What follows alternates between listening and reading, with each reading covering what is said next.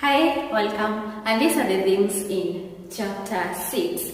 If you did not watch the synopsis of the chapter, click the link in the description box, and the summary or the synopsis will help you to understand the things better. So we have several things listed here, and we are going to explain them one by one. The first thing, there is poverty, and we have people living in slums. After Comrade Melusi could not afford to pay for his rent, he relocated to the slums. That is the poor part of Harare. That is on page 97. I can't say did well. Inflation was eroding incomes faster than they could grow. But I survived. I didn't live and work in as clean a suburb as I did before.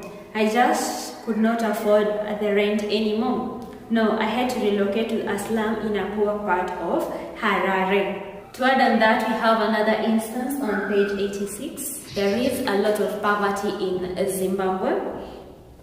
This is because they cannot afford to buy a plate of food or to eat out because the economy had crashed, unless it is someone who was footing their bills. And the case of the two people or the two characters, Lucy is a Zimbabwean and Tad is the visitor. But at the end of the day, Tad Longway, who is the visitor, is the one who is paying the bills, because Comrade Melusi, who stands for the Zimbabweans, cannot afford to buy food for himself. So that is on page 86. It is page 86, the second paragraph. Comrade Melusi looked around the restaurant. It was empty. He consulted a wall clock. It told him it is 1:30, and then there should have been many diners. Instead, he and his visitors were the only customers. People in Zimbabwe did not eat out anymore unless, as now, someone foreign was footing the bill. We have tribalism, that is on page 88, and we are told that Zimbabwe's new ruler is Shona, and when he discovered that Comrade Melusi is an Tribalism, he saw him as an opponent and he did not appoint him a minister. In addition to that, the leader of Melusi's group is sad. And the reason is because he is not a Shona, he is an Tribalism. That is on page 88. You're going to read the whole page to understand better. From tribalism, we have the theme of corruption.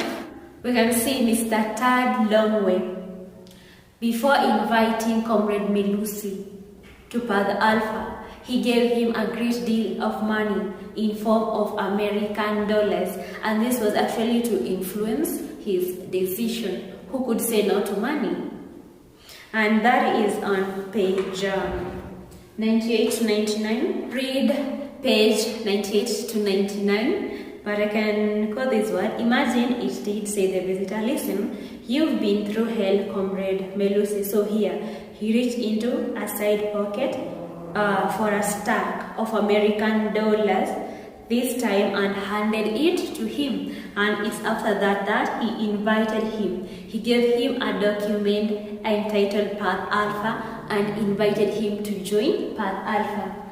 And we also have another instance of corruption on page 95. The ruler won election through rigging, and that is corrupt. It was not free and fair. Corruption was involved. Page 95. And next time, perhaps, decline the visitor. Now, tell me, how did the man win elections? When Zimbabwe had been doing badly and everything spelled his defeat, he rigged the results. The name of betrayal.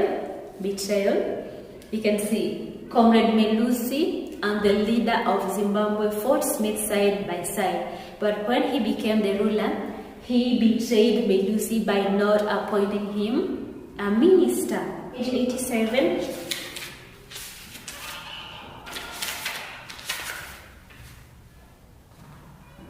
read the second last paragraph, and I can read this one line.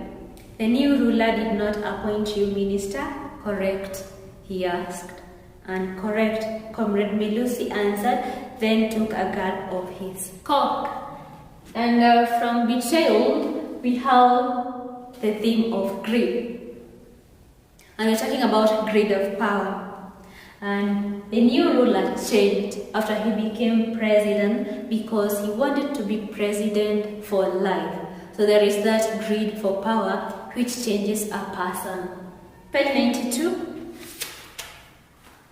That paragraph, Comrade Melusi smiled, then answered, that would be overdoing it. Mr. Longwe, don't you think? Now, where were we at? Yes, you asked why the man changed.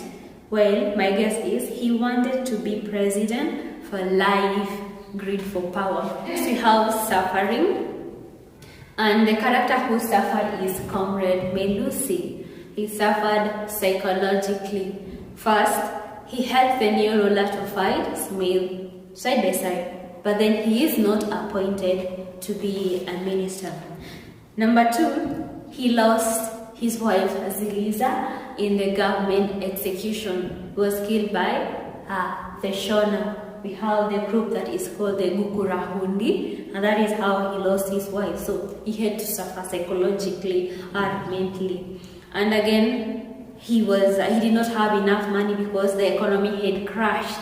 He had to relocate to the slums. And after relocating, there is the group that the Muramasvina, which destroyed their residence. So they were expelled without a notice. So there is the man suffered. Lastly, we have the theme of revenge or retaliation. And we have two instances of revenge in the chapter.